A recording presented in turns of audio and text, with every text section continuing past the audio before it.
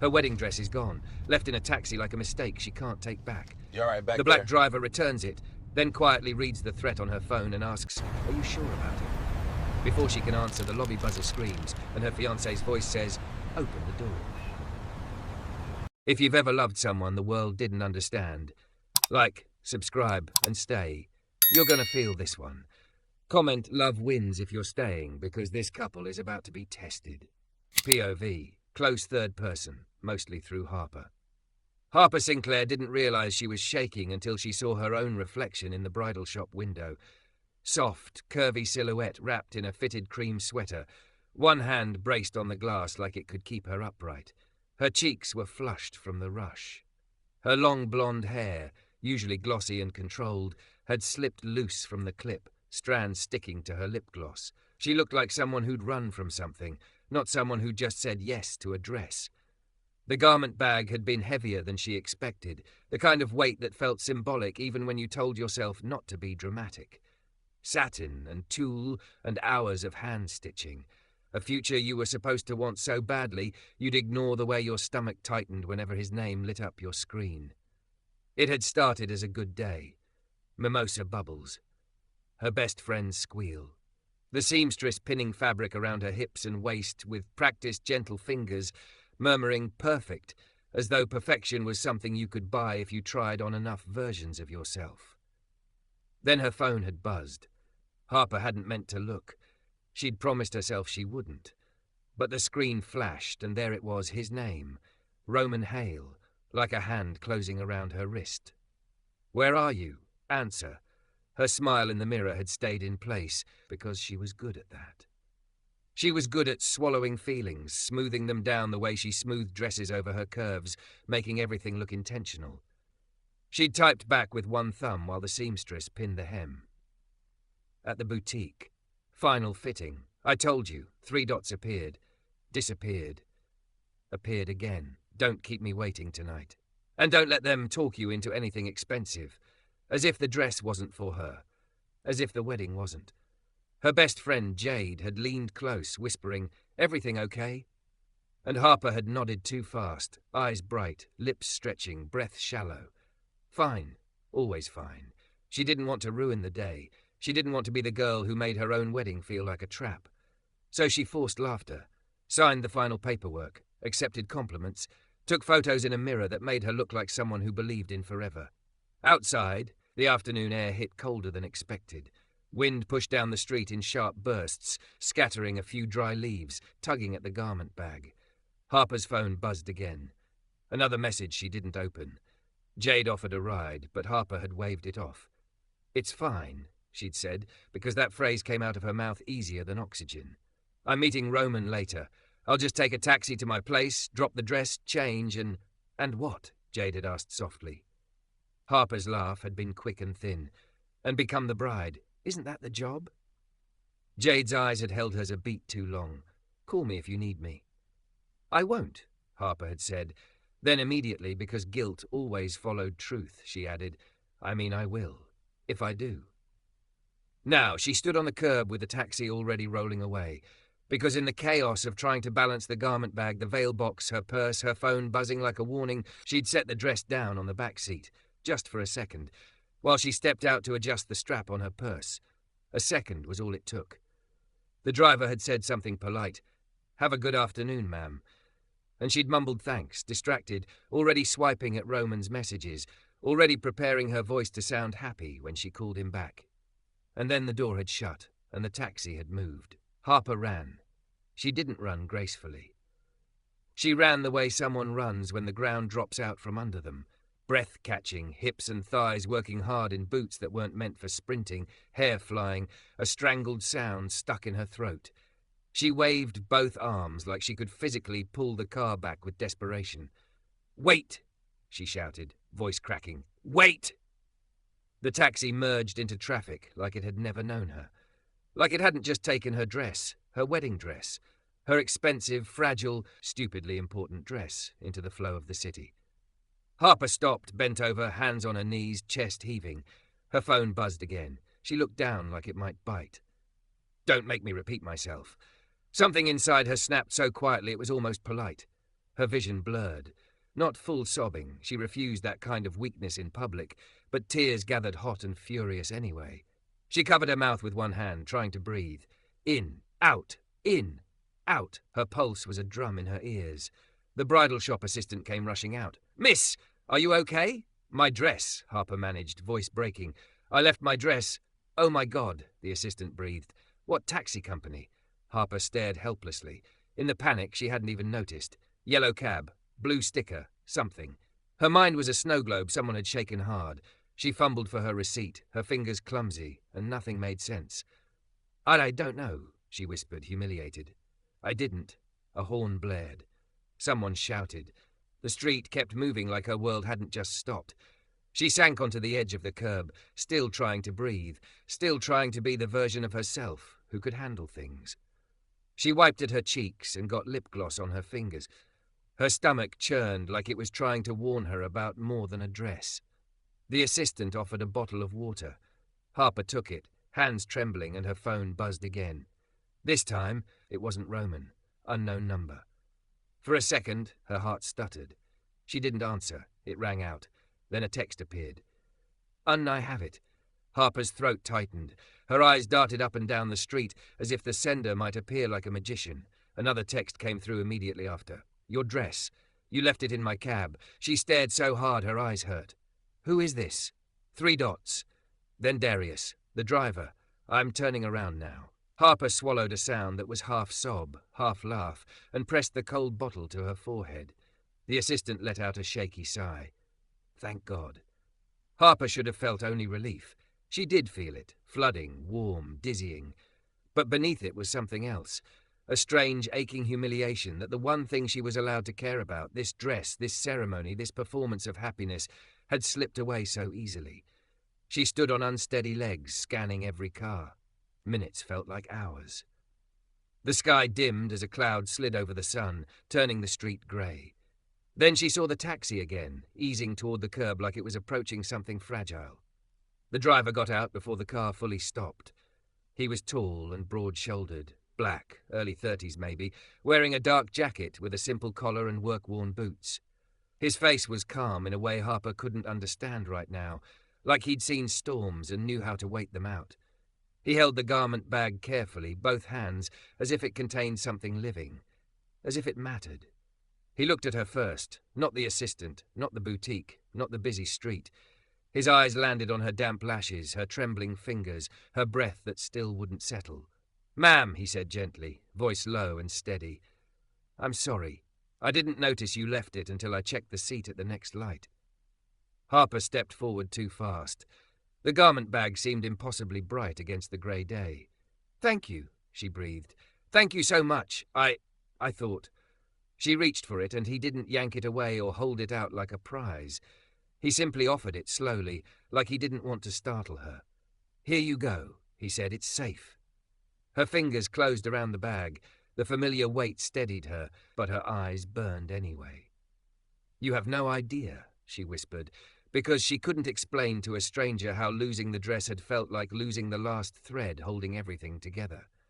The driver, Darius, hesitated like he was deciding whether to say something he had no right to say. Then his gaze flicked to Harper's phone, still lit in her hand, still showing Roman's last message on the screen. Harper realized too late it was visible. Her stomach dropped. Darius didn't stare. He didn't look judgmental. He looked concerned. The kind of concern that didn't need drama. He exhaled once, slow, and asked softly enough that the street noise almost swallowed it, "Are you sure about him?" Harper froze with the garment bag clutched against her like a shield. For a moment she couldn't tell what hit harder, the relief of the dress in her hands, or the way a stranger had looked at her phone and seen what she'd spent months trying not to see herself. The street noise blurred. Horns, footsteps, someone laughing too loudly. The bridal assistant hovered close, still holding the water bottle, eyes darting between Harper and the driver like she was waiting for a fight. Harper's throat tightened. She forced a bright little laugh that didn't belong to her. "I'm sure," she said too quickly. "It's just wedding stress. You know how it is." Darius didn't argue. He didn't smirk. He didn't do that thing Roman did, tilting his head like her answer was evidence in a courtroom. He simply nodded once, slow and respectful, as if he'd heard her words and the parts she didn't say. "Okay," he replied. "I only asked because you looked like you were running from more than traffic." Heat crawled up Harper's neck. Shame followed right behind it. She hated being seen this clearly, hated that her body betrayed her, even when her mouth lied. She glanced at the assistant. "I'm fine," she repeated, softer, like she was telling herself. The assistant offered a strained smile. "Do you want me to call someone to pick you up, or—" "No." Harper tightened her grip on the hanger hook through the plastic. "I just need to get home." "Thank you." Darius stepped back toward the driver's door. "Where to, ma'am?" "Home." The word tasted like a trap. Harper's apartment wasn't home anymore. Not really. It was a place Roman had slowly taken over, his shoes by her entryway, his scent on her pillows, his voice in her kitchen telling her how to cut onions the right way, how to dress more classy when they went out, how to talk so people respect you. Harper swallowed. "Westbridge," she said, giving the address she'd memorized as if it were neutral, as if it didn't make her chest tighten. Darius nodded. "Yes, ma'am." She climbed into the back seat carefully, pulling the garment bag onto her lap like she was afraid the city would steal it again. The taxi smelled faintly of clean fabric and pine air freshener. The seat belt clicked across her chest, a small, ordinary sound that made her eyes burn for no reason at all. As Darius eased back into traffic, Harper stared at her phone. Roman's last message still glowed on the screen. "Don't make me repeat myself." Her thumb hovered over the call button. The reflex was automatic. Call him back, smooth it over, apologize for whatever he decided she'd done wrong, make the storm smaller before it got big. But Darius's question sat between her ribs like a stone. "Are you sure about him?" Harper locked her phone and dropped it into her purse like she could bury the whole conversation. The taxi moved through the city, merging, braking, gliding forward again. Darius drove like he had nowhere to prove himself, like the road didn't to be conquered. The calmness of it made Harper's pulse feel too loud. After a minute, Darius spoke without turning around. "You want the heat up? It's cold out." "I'm fine," Harper said automatically. There it was again. Fine. Always fine. Darius didn't push. He flicked the signal and turned onto a quieter street lined with bare trees and old brick buildings. Harper watched storefronts pass. Coffee shop, florist, corner market. Ordinary life continuing as if she weren't carrying a gown meant to change her entire identity in 2 days. Her phone buzzed inside her purse. Once. Twice. A third time, and Harper felt it in her teeth. She pulled it out. Roman was calling. Her stomach dropped as if the phone were a weight tied to it. She stared at his name until her vision blurred at the edges. Darius's eyes lifted to the rearview mirror, not nosy, not demanding, just present, a witness without a weapon. Harper hit decline. The silence afterward was so sharp it almost hurt. She waited for the guilt to swallow her whole. She waited for the panic to explode. Instead, she felt something else, a thin sliver of relief. Then the phone buzzed again. Text this time. "Why aren't you answering?" "Don't start with me today." Harper's fingers trembled. Her pulse banged in her wrists. She could already hear his voice, already see the way his jaw tightened when he got mad, the way he lowered his tone like he was doing her a favor by not yelling. She typed, deleted, typed again. "I was in the middle of something. I'll call you soon." Before she could send it, another text came. "Where are you?" "If you're with Jade again." Harper's breath caught. She hadn't told him she was with Jade earlier. She hadn't posted anything. Yet somehow he always knew. Her eyes flicked to the window. She imagined his car behind them, imagined him turning up outside the boutique like he had last month outside her gym, smiling too wide while she stood there frozen with her water bottle in hand. She felt the same cold creep now. Darius's voice came quietly, as if he could sense her spiraling. "You don't have to answer right away." Harper flinched. "I didn't. I'm not." She stopped because lying to him felt pointless. He wasn't Roman. He wasn't going to punish her for the truth. Her throat worked. "He just gets anxious when I don't respond." "Does he?" Darius asked, gentle. Not accusing, not mocking, just asking the question in a way that made room for the real answer. Harper stared down at her engagement ring, a big stone, sparkling like proof. Roman had slipped it on her finger at a rooftop dinner with a photographer hiding behind a planter because it's nice to have memories. His hands had been steady. His smile had been perfect. And Harper had been crying because she didn't know how to say no to a moment everyone else was already celebrating. "I don't want to make him mad," she whispered, the words escaping before she could catch them. The taxi was quiet, except for the soft whir of the engine. Darius didn't respond right away. He waited like her feelings weren't an inconvenience. Then he said, "No one should be scared to make the person they're marrying mad." Harper's chest tightened painfully. Tears rose fast and hot, humiliating. She blinked hard, but it didn't stop them. One slid down her cheek, then another. "I'm not scared," she said, voice breaking, because denial was the last piece of dignity she could cling to. Darius didn't correct her. He didn't label her. He just said, "Okay, but you're shaking." Harper glanced down. Her hands were trembling around her phone, around the fabric hook of the garment bag. The dress rustled softly with each tremor, like it was breathing with her. "I left my dress in your cab," she said, trying to laugh again. "Of course I'm shaking." "That wasn't the kind of shaking I meant," Darius said. Harper's mouth opened. No sound came out. The taxi moved under a green light, and she felt like she was floating above her own life, watching it happen to someone else. Her phone buzzed again. "I'm on my way." Harper's blood turned to ice. She looked up sharply, eyes darting to the rearview mirror. Her voice snapped. "He's coming."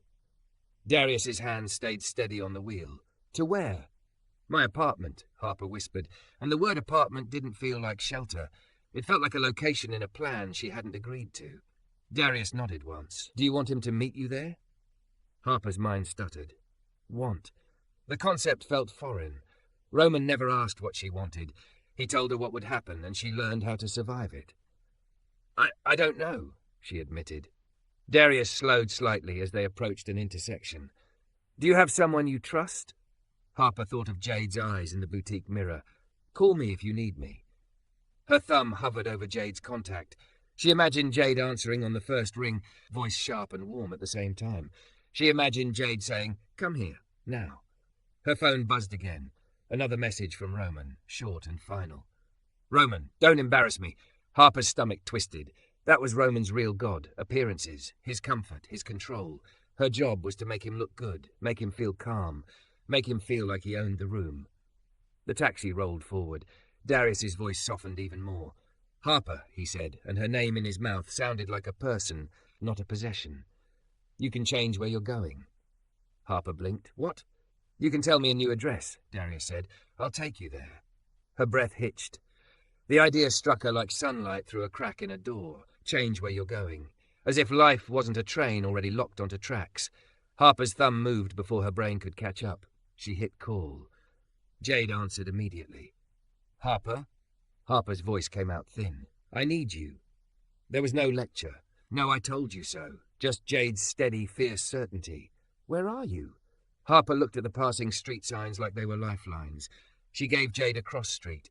Jade didn't hesitate. "Come to my place. Now. I'm opening the gate. When you get here, don't get out until you see me, okay?" Harper's eyes flooded again. "Okay." She ended the call and inhaled shakily. The air felt different, still heavy, but not impossible. Darius glanced in the mirror. "New address?" Harper swallowed hard, her voice barely there. "Yes." She gave him Jade's address. Darius signaled smoothly, turning onto a new road like it was the most normal thing in the world. Like rerouting didn't require permission from anyone else.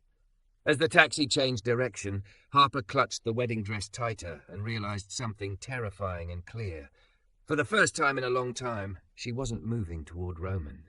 She was moving away. Jade's building sat behind a black iron gate with a keypad and a camera that blinked like an unblinking eye. It wasn't fancy in the glittery way Roman liked. No marble fountain, no valet in a stiff suit. Just solid brick, clean windows, and the kind of place that felt like it belonged to people who didn't need to prove anything. The taxi eased to the curb, and Harper's chest tightened as if her body expected Roman to be standing right there, arms crossed, smile sharp, ready to ask why she'd made him look stupid. But it was Jade. Jade burst out through the lobby doors like she'd been launched, hair pulled back, hoops flashing, fitted jacket zipped up like armor. Her face did that thing it always did when she got scared for Harper. Eyes bright, jaw set, fury held down with pure will. She didn't wave. She didn't call Harper's name like a greeting. She opened the back door and leaned in, voice low and urgent. "Do not get out yet." Harper's hands trembled around the garment bag. Jade's gaze flicked over her face, wet lashes, flushed cheeks, that frantic tightness around her mouth, and something in Jade softened without losing its edge. "Okay," she murmured, like she was talking to someone on the ledge of a roof. "I'm right here. You're safe. You're with me. Safe." Harper almost laughed at how unfamiliar the word felt. Instead, she nodded, a tiny, broken motion. Darius stepped out of the driver's seat and came around calmly. He didn't rush. He didn't crowd the space. He held his hands visible, open palms, like he'd already learned that panic people needed room more than they needed instructions. "Evening," he said to Jade, respectful. Jade's eyes snapped to him, measuring. Then she looked back at Harper. "This him?" Harper swallowed. "Yes. He turned around. He brought it back." Jade's gaze flicked to the garment bag like it was a rescued child. Her shoulders dropped 1 inch. "Thank you," she said to Darius, and the gratitude in her voice was real but clipped, the way you speak when you're still ready to bite someone if they make one wrong move. Darius nodded once. "She was upset. I figured you'd want her to have it." Jade didn't ask why a taxi driver was involved in her best friend's wedding dress crisis. She didn't waste time on details. She braced herself by the doorframe and said, "Okay, Harper, we're going inside. I've got you." Harper stepped out, legs unsteady, the winter air hitting the damp on her cheeks. Jade kept a hand near her elbow without grabbing, just present, just ready. Darius hesitated beside the open door. "Do you want me to carry the dress up?" he asked Harper, gentle. "Only if you want." The simple respect in that sentence hit Harper harder than the cold. "Only if you want." Harper tightened her fingers around the hanger. I can." Jade took the veil box from Harper's arms. "You can, but you don't have to." Then to Darius, "If you don't mind, yes, bring it, but stay near the elevator. I don't know what's about to happen." Darius's eyes lifted briefly, alert now. Understood. Harper's phone buzzed inside her purse like a trapped insect. She didn't want to look. She already knew what it would say. Her body knew too, her stomach folding, her shoulders creeping up like they wanted to protect her neck. They moved fast through the lobby. Jade punched her code. The gate clicked open. As they crossed the threshold, Harper felt like she was entering a different reality, one where Roman didn't have keys, one where his voice didn't echo off her walls. Darius followed with the garment bag held upright, careful not to crease anything. It made Harper's throat tighten again, how gently he treated something that wasn't his, just because it mattered to her. The elevator doors slid shut with a quiet thunk that sounded like a lock. Harper exhaled a shaky breath she hadn't realized she'd been holding. Jade pressed the button for her floor and finally looked Harper dead in the face. "Tell me the truth," she said softly. "Did he scare you today?" Harper's eyes dropped to the floor numbers climbing. "No." Jade didn't move. She didn't argue. She just waited like she had time to hold Harper's lie until it cracked. Harper's voice broke anyway. "He said he was on his way." Jade's nostrils flared. "Of course he did." Harper swallowed, trying to keep her voice steady. "I didn't do anything wrong." Jade's mouth twisted, pain and anger together. "Baby, you existing isn't wrong, but he treats you like it is." Darius stood a respectful distance away, eyes forward, not pretending he couldn't hear, not inserting himself either. Just there, a steady presence in a box that suddenly felt too small. The elevator dinged, the doors opened. Jade led them down the hallway to her apartment. She unlocked the door with fast, practiced movements, like she'd rehearsed this scenario in her head 100 times. Inside smelled like peppermint tea and clean laundry. Warm, human. "Shoes off," Jade said, and it wasn't a request, more like a grounding ritual. "Sit. Breathe." Harper sat on the couch like her bones had turned to water. The garment bag stood upright near the wall like a ghost in plastic. Darius lingered by the entryway until Jade nodded toward a chair by the door. "Stay," Jade said to him, blunt. "Just for a minute." Darius sat, hands resting on his knees, still open, still non-threatening. Jade disappeared into the kitchen and returned with a mug of tea so fast it was like she teleported. She shoved it into Harper's hands. "Drink."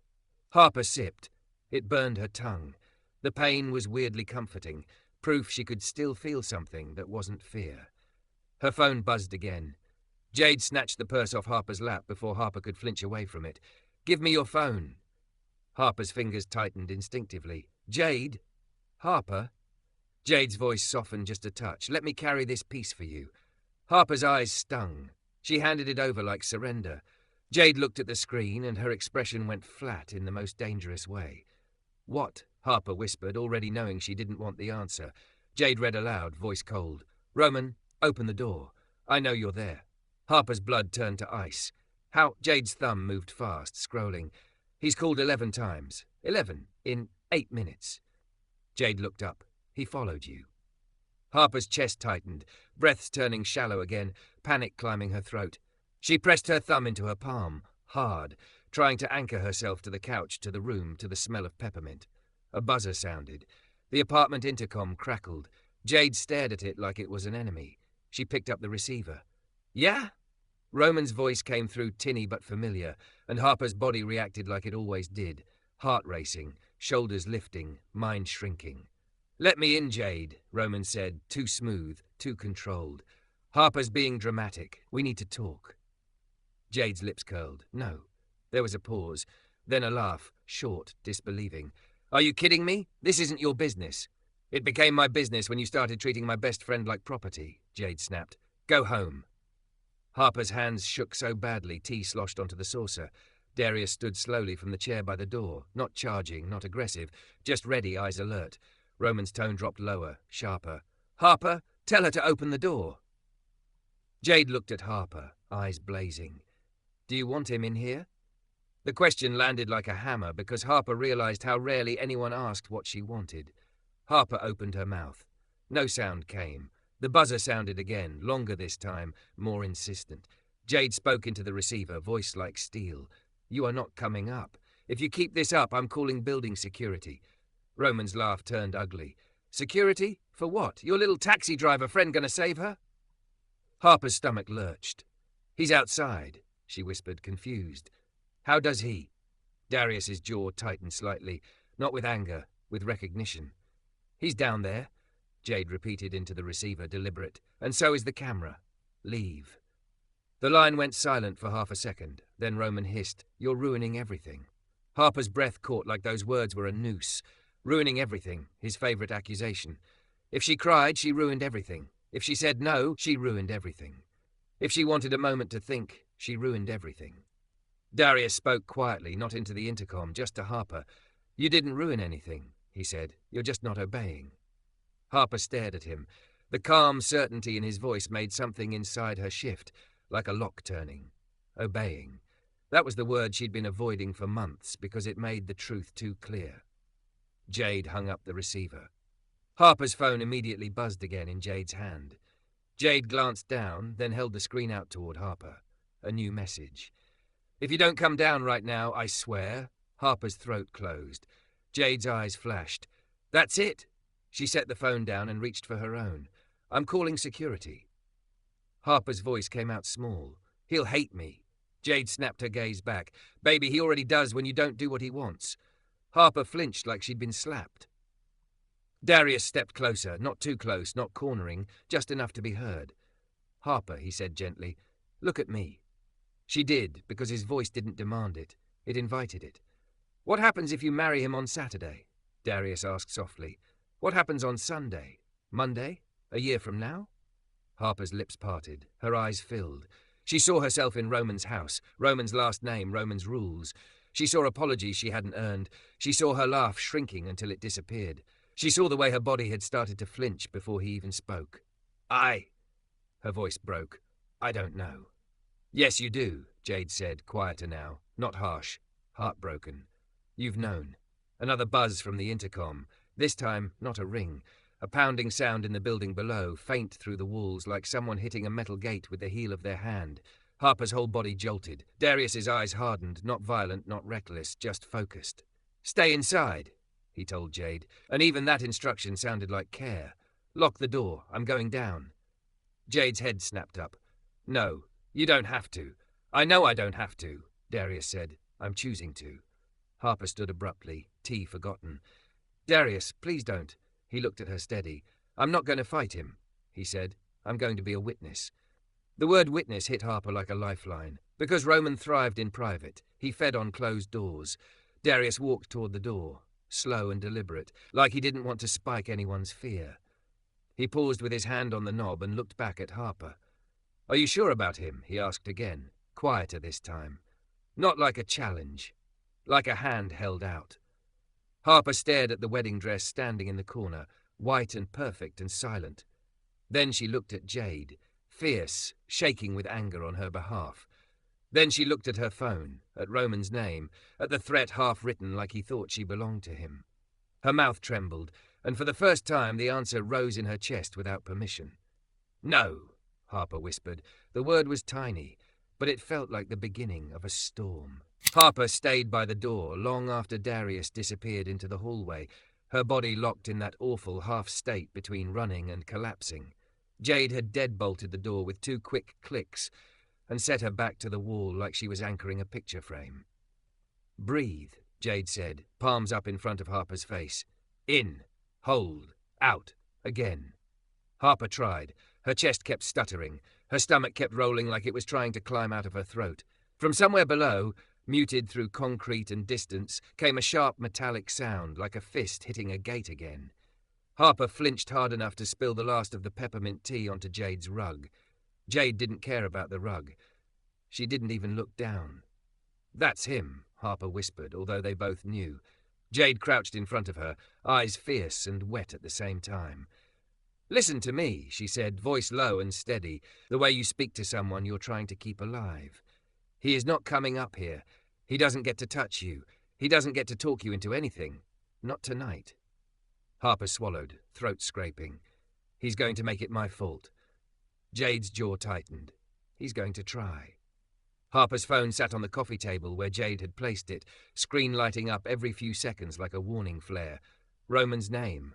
Roman's calls. Roman's relentless need to pull her back into the orbit where she couldn't think. Harper stared at the wedding dress in the corner, white, perfect, sealed in plastic like a promise that didn't know it was dying. She pressed her thumb into her palm until it hurt. Pain was easier than panic. Jade's phone rang. She snatched it up, listened, and her shoulders dropped a fraction. "Security's on the way," she said. "They're meeting him in the lobby." Harper's breath snagged. "And Darius?" Jade's gaze held hers. "He's down there." Harper's mind flashed 1,000 images she didn't want. Roman's smile turning sharp, his voice dropping, his hands doing that thing where he didn't hit.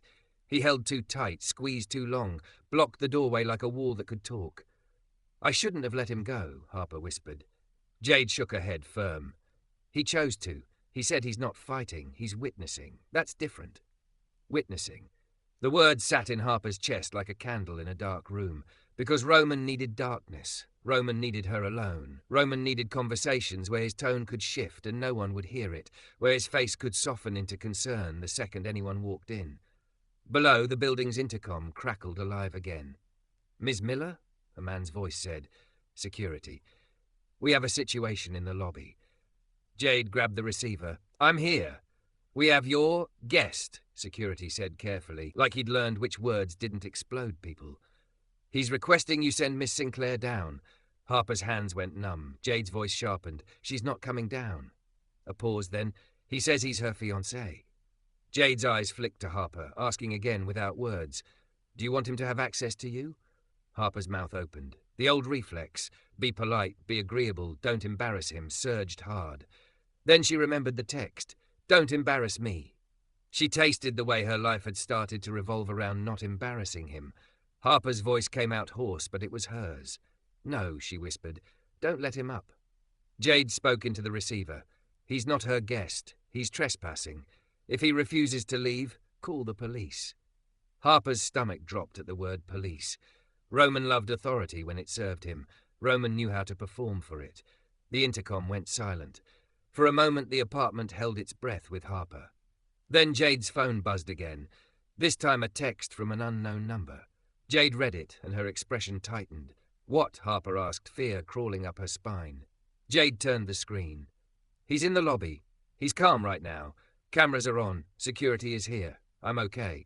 Harper's eyes stung. She hadn't realized she was holding her breath until she exhaled in a shaky rush. Jade texted back fast. Don't engage, just witness. Security is calling it. Harper stared at the message thread like it was unreal. A taxi driver, someone she'd met an hour ago, standing between her and the man she was supposed to marry. How did we get here? Harper whispered. Jade didn't sugarcoat it. Because you've been surviving instead of living. Harper flinched. Jade reached out, gentler now, and squeezed Harper's knee. I'm not blaming you, I'm naming it. Harper's phone lit up again, a new text. Come down now. We can do this the easy way. Her hand started shaking again. Easy way. Roman's language always wrapped threats in silk. Then another message immediately after, sharper. Or I'll come up there and drag you out myself. Harper's heart lurched so violently she almost gagged. Jade's face went cold. Screenshot, she snapped. Harper blinked. What? Screenshot it, Jade repeated, and held the phone steady as Harper's trembling fingers hit the buttons. Again, make sure you got the time. Make sure you got the name. Harper stared at the captured threat, black letters on white screen, and something inside her snapped into clarity so sharp it hurt. He'd written it. He'd put it in words. He thought she was too scared to use it. Jade took the phone back and kept moving. Now, she said, already pacing, we're going to make a plan. Harper's throat tightened. He'll tell everyone I'm crazy. Jade stopped and looked her dead in the eye. Let him. You know what's crazier? Marrying a man who threatens to drag you out of a friend's home. Harper's eyes filled, tears spilling without permission. She hated crying. Roman hated her crying. Roman called it manipulation. Roman called it drama. But Jade didn't flinch from her tears. Jade looked like she wanted to burn the world down for them. A knock hit Jade's apartment door. Harper jolted so hard her knees banged the coffee table. Jade held up a hand. Stay behind me. She moved to the door and checked the peephole. Her shoulders loosened slightly. It's building security, Jade said, and her voice stayed firm even though her hand shook on the lock. She cracked the door, chain still on. A uniformed guard stood in the hall, expression professional and wary. Behind him, Darius was visible, tall, still, hands relaxed at his sides, eyes steady. Harper's lungs finally found air. Ms. Miller, the guard said. Ma'am, he's refusing to leave. We've called police to escort him off the property. Harper felt the room tilt. Police, she echoed, voice thin. The guard nodded. He claims he has a right to speak to you. Jade's laugh was humorless. He claims a lot. The guard's gaze shifted to Harper, softer. Ma'am, you're safe here, but we need to know. Do you want him removed? The question was simple, but Harper's whole life lately had been a series of moments where her wants didn't matter. Her mouth went dry. Her fingers clenched around the hem of her sweater, nails digging into her skin. She could picture Roman at the wedding venue, smiling for photos, telling everyone she was emotional and overwhelmed. She could picture her mother's anxious face, the guests, the money, the dress, the vows she'd already written because Roman had insisted they read them in front of everyone for maximum impact. And she could picture Sunday, Monday, a year from now. Her stomach churned. Darius's eyes met hers from behind the guard, not pressuring, not pleading, just present, a witness. He spoke softly, barely above the hallway's hush. You don't owe anyone an ending that destroys you. Harper's throat collapsed around a sob. Jade leaned closer, voice like a hand under Harper's chin. Say what you want, out loud. Harper shook. Then, with every nerve screaming, she forced the words out anyway. Yes, Harper said, voice cracking but clear. Remove him. The guard nodded like he'd been waiting for permission. Understood. He turned to go. Darius stayed a second longer. He's performing right now, he warned quietly. He's calm because there are cameras, but he's angry. Harper's chest tightened. Jade lifted her chin. Let him be angry on the sidewalk. Darius's gaze stayed on Harper. Do you have your keys? Your ID? Anything important at your place? Harper's mind flashed to her apartment. Roman's spare key, Roman's things, Roman's shadow in every corner. Her passport in the drawer, her laptop, her jewelry box her grandmother gave her. Harper swallowed. Yes. Jade didn't hesitate. We're not going tonight, she said. Not until he's gone. Tomorrow morning we go with someone. With cameras, with help. Harper nodded, tears still sliding. Okay. The guard headed back down the hall. Jade closed the door and leaned her forehead against it for one long second, like she was letting the adrenaline drain. Then she turned, all business again. All right, she said, wiping at her eyes like she was angry at them. First thing, you are not marrying him in 2 days. Harper flinched like the words were a slap even though she'd already said no. Jade stepped closer. Say it, she insisted softly. Not for me, for you. Harper's gaze flicked to the wedding dress, white, perfect, silent. Then to her phone, Roman's threat captured on a screen. Then to the warm apartment that smelled like peppermint and safety. Her hand stopped shaking for one single moment. I'm not marrying him, Harper whispered.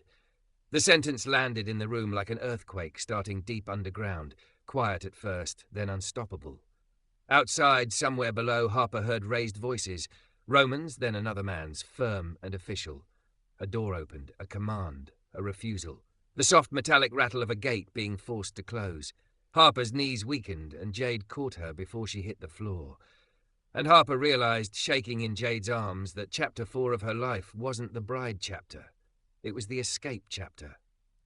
Morning came in thin, grey light that made everything look too honest. Harper woke on Jade's couch with her spine stiff and her throat swollen from crying in the dark without making a sound. For a moment she didn't know where she was. Then she smelled peppermint and clean laundry and heard Jade moving around the kitchen like a guard on patrol. Her phone sat face down on the coffee table, exactly where Jade had put it. Harper stared at it as if it were a sleeping animal that might bite when it woke. Jade appeared with 2 mugs and a plate of toast she hadn't bothered to cut pretty. Eat, she said, sliding one mug into Harper's hands. We're doing this slow and smart. Harper's fingers wrapped around the warmth. Her hands didn't shake as badly today. That felt like victory and betrayal at the same time. Did he? Harper's voice scraped. Did he leave? Jade's eyes hardened. Police made him leave. Security trespassed him. He stood outside for a while, pretending he was the wounded party. Jade took a breath through her nose, controlled. Then he drove off. Harper swallowed. Her body didn't believe it yet. Roman leaving didn't fit any pattern she knew. She forced herself to look at the phone. The screen lit with missed calls and text stacked like bricks. Roman's name, over and over. Please, don't do this. Answer me. Then later, colder. You're embarrassing me. You'll regret it. Harper's stomach clenched, but the panic didn't swallow her whole the way it usually did. Maybe because she wasn't alone. Maybe because Jade sat right there, solid as a wall Roman couldn't sweet-talk. First, Jade said, as if reading Harper's thoughts, we're getting your essentials from your apartment. Not alone. Not without proof. Not without witnesses. Harper nodded, though her chest tightened at the idea of walking back into that space. Roman's cologne in the hallway, his shoes by the door, his voice waiting in every corner. Jade already had her plan. Building security is willing to escort us, and... She hesitated, eyes flicking toward the front door. Darius texted. He said he can be there too, if you want. Harper's heart did a strange, soft thing. Not a flutter, not romance. Something steadier, like the moment a handrail appears beside a staircase you didn't realize was steep. She managed. Yes, I want. An hour later, Harper stood in the lobby of her own building and felt like a trespasser in her own life. The security guard, same one from the night before, kept his posture calm, professional. Jade stayed close, shoulder almost touching Harper's, a quiet reminder that Harper didn't have to be brave alone.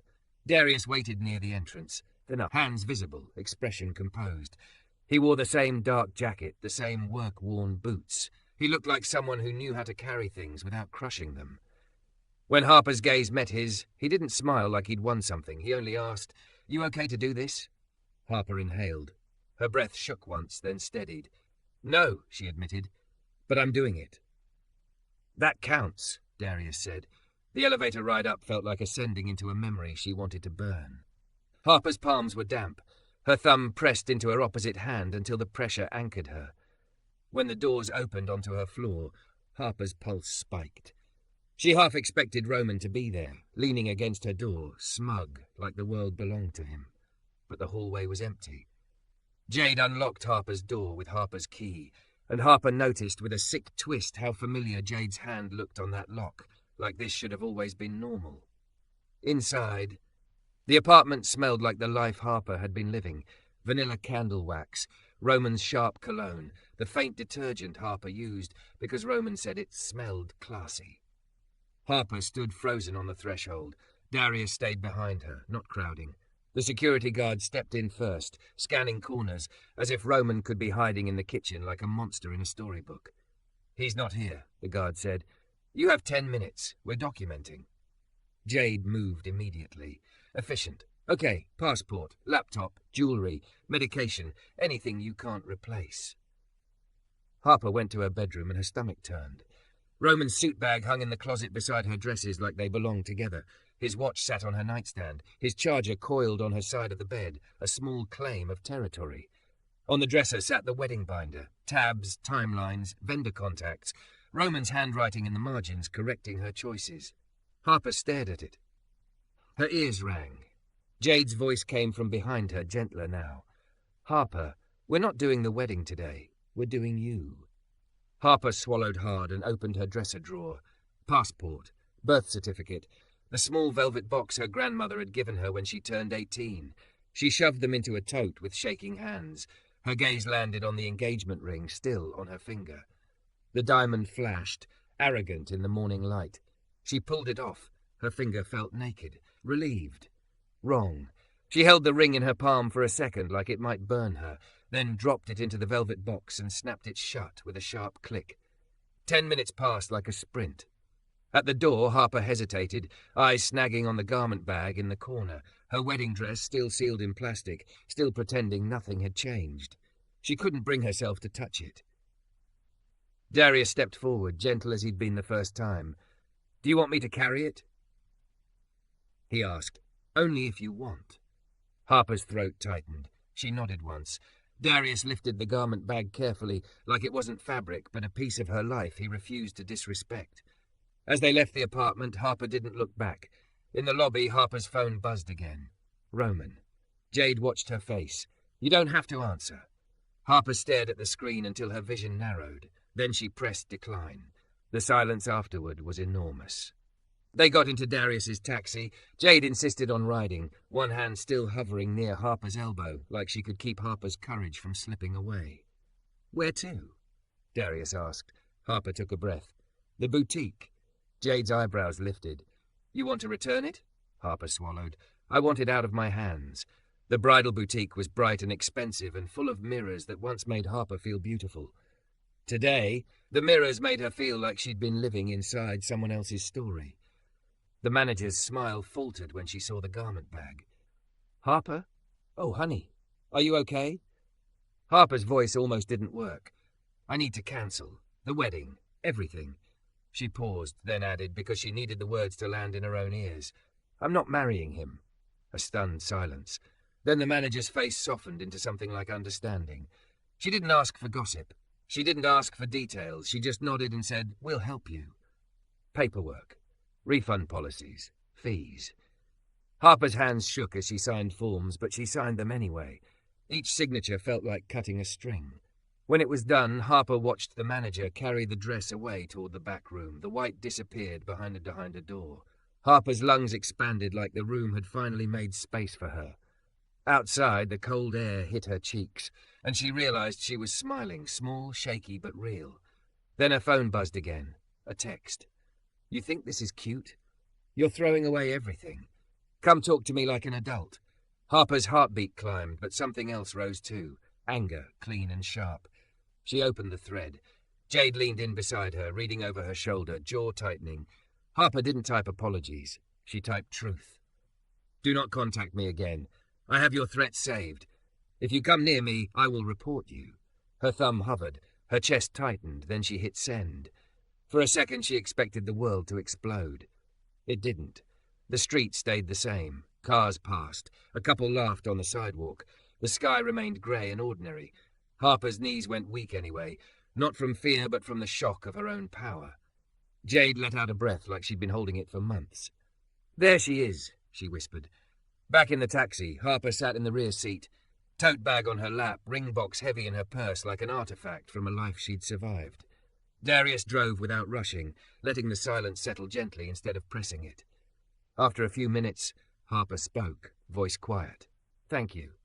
Darius glanced at her in the mirror. Not too long, not intrusive. "You don't have to thank me," he said. "You did the hard part." Harper swallowed. "It doesn't feel hard. It feels." She searched for the word. Breath-catching. It feels like stepping off a cliff and finding out there's ground.